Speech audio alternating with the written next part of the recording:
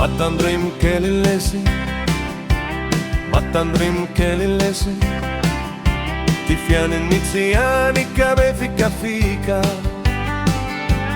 Matandrim kelilesi, o atandela razzi mapita, mi fangi che la mahita, sarà milu nazela mira pura cadea nizita.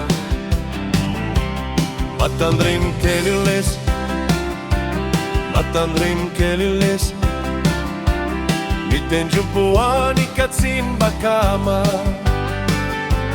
Matandrim kelilesi, mi fuani karanu mafana, miten la sala sazzitana, mula via milare fatungani futu i gingiana.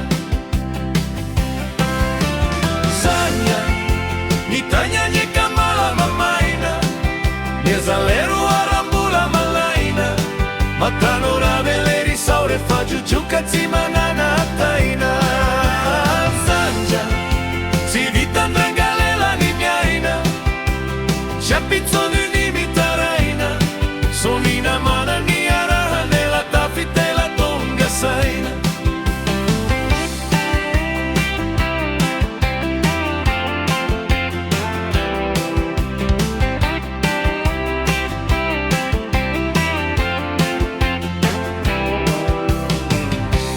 Batazam kelilesi, batazam kelilesi, iti laitari navarina fahini, maheveru kelilesi, tena la sadala minisi, azoniza e rezzanirini, sanghizara ramia cancio simbari lavu anche zini.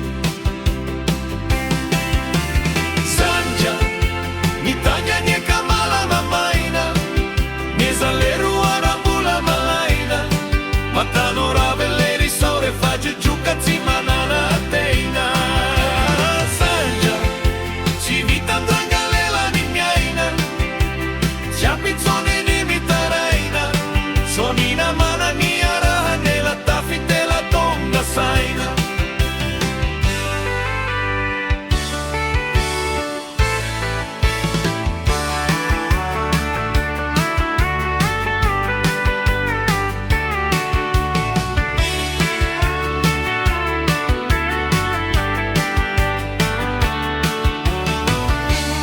Matandrim kelilesi, matandrim kelilesi.